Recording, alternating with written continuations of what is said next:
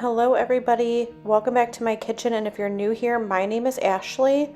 In today's video, I'm going to be sharing 3 recipes that use Jiffy corn mix, and I'm also going to be sharing a recipe for a really delicious fall dessert. The first recipe is for meatloaf, and I'm going to start out by cracking an egg into a bowl, and then to that I'm going to add in 1 cup of milk. The recipe does give you instructions if you don't want to use the evaporated milk, so that's what I did. Next up, we're going to add in some ketchup and then also some mustard. I have not made meatloaf before with mustard, but it did give it a really good flavor. And then I'm going to add in some salt and pepper, and then we're going to also add in some garlic powder. Now you can also do fresh minced garlic, which is what the recipe calls for, but I wanted to make it super simple this night. I was kind of in a time crunch, so I just did some garlic powder. We're also going to add in some Worcestershire sauce, and then I'm just going to go ahead and take a fork and just start mixing all of that together before we add in our ground beef. I'm also adding in half of an onion that is very finely diced. If you don't like onion, you can leave this out. You could also do onion powder if you just want the flavor but not the pieces of onion. But like I said, I did dice this very finely. And then I'm going to add in 2 pounds of ground beef. I get my ground beef at Costco, so I had it frozen in individual pounds. That's why there's 2 bags there. And then we're also going to add in 1 cup of that Jiffy corn mix and mix all of that together just until it's combined. You don't want to overwork this mixture or else your meatloaf will become tough. Now this meatloaf is a looser texture, and once you put it into your pan, I chose to use a 13 by 9 inch pan, and I just sprayed that with some nonstick spray and spread it out evenly. This is my new favorite way to make meatloaf. Instead of forming it into a loaf, it cooks a lot more quickly, and then it also cooks more evenly. This is going to go into a 350-degree oven, and I cooked mine for about 45 minutes before I took it out and put the topping on, which I will show you next. But you just want to cook it until it reaches an internal temperature of about 165. Now for the topping, you're just going to mix together some ketchup with some Worcestershire sauce.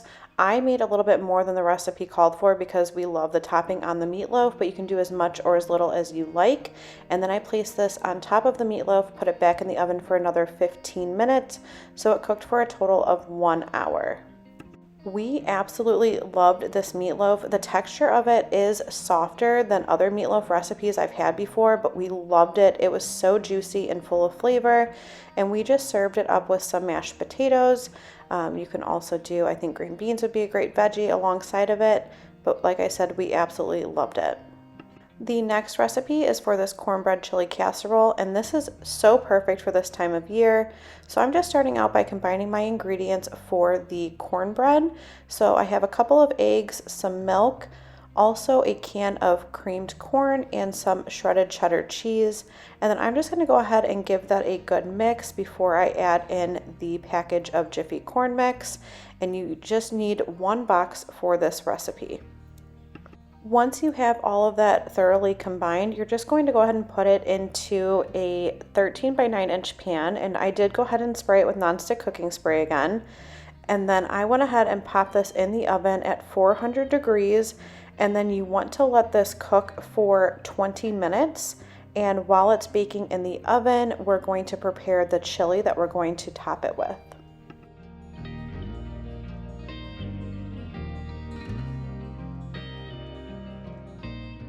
Now for the chili, I went ahead and used 1 pound of ground turkey. I wanted to make it a little bit lighter, but you can use ground beef or ground chicken, whatever you like. But you want to go ahead and let that brown, and then once it has browned completely, you just want to drain any excess fat from the pan. And since I used the ground turkey, I went ahead and added some Worcestershire sauce to it. I saw this tip, I think it was on C. Mindy Mom, one of her subscribers had mentioned it, and it does give the ground turkey the flavor of ground beef, so I really liked that. And then you're going to add in 1 packet of chili seasoning, and I'm going to mix that well together before adding in the rest of the ingredients.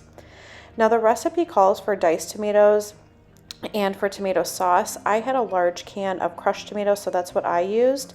And then also a can of chili beans undrained.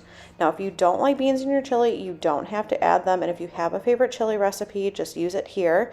But we absolutely love this. And I didn't even tell my husband that I was using ground turkey, and he could not tell the difference.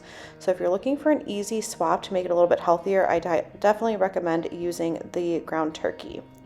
So I went ahead and topped that on the cornbread that had partially baked in the oven. Then we're going to top it with some more shredded cheddar cheese. And this is going to go back in the oven and cook for another 20 minutes at the 400-degree temperature.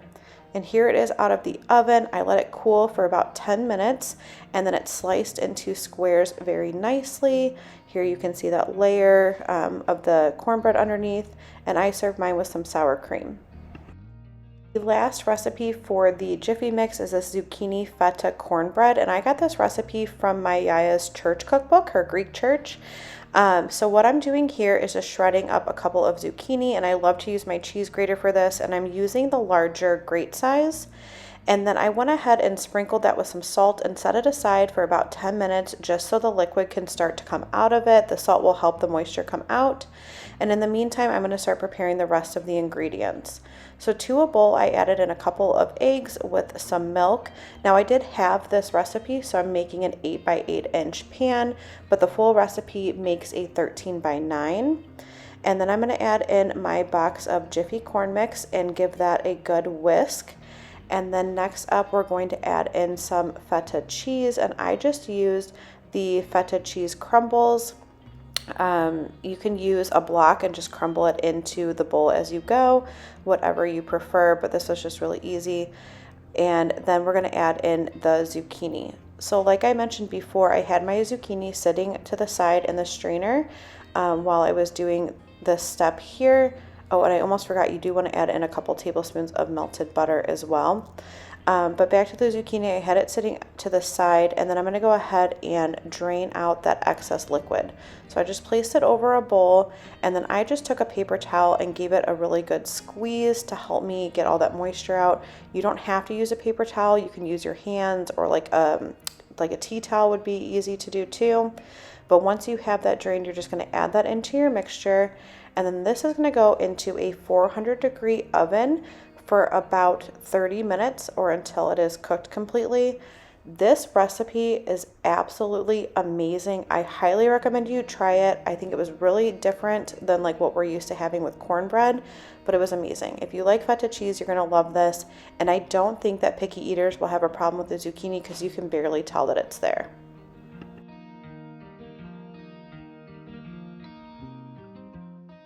Now for this week's fall dessert, I'm making some pumpkin blondies. So I'm going to start out by mixing all of my dry ingredients together, which is going to be flour, and then next up pumpkin pie spice, baking soda, and then the recipe calls for salt, but then unsalted butter. I use salted butter, so I left the salt out. I like to just take my whisk and give that a good stir just to thoroughly combine all of the dry ingredients, and then I set that to the side while I creamed my butter, which I did have at room temperature. And I just like to cream it by itself first just to get it going and make sure it's softened.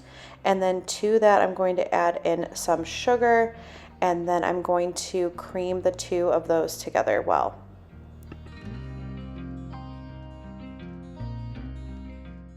Once that was creamed together, I went ahead and added in 1 egg, and then I'm also going to go in with some vanilla extract.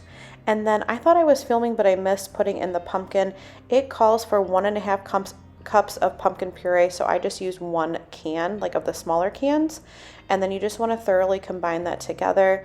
And then we're going to start adding in our dry ingredients, and I just did it half at a time. That way I wouldn't make a mess in my kitchen. So I've been sharing a lot of fall desserts this fall season, so I'm curious what your favorite fall dessert is, so please let me know in the comments down below. I would love to hear. So next up, I'm going to add in some chocolate chips. If you don't want to do chocolate chips, you could do like semi-sweet, you could do white chocolate, you could also do nuts, or you can leave it out entirely and just make like the pumpkin bars. I've never had milk chocolate with the pumpkin before, so I was really curious about the flavor. I loved it. I could definitely see it like not being for everybody, but if you haven't tried it, I definitely recommend giving it a try. And then I'm going to put this into a 13 by 9 inch pan that I did spray with nonstick cooking spray. And this is going to bake in a 350-degree oven for about 35 to 40 minutes, or until a toothpick in the center comes out clean.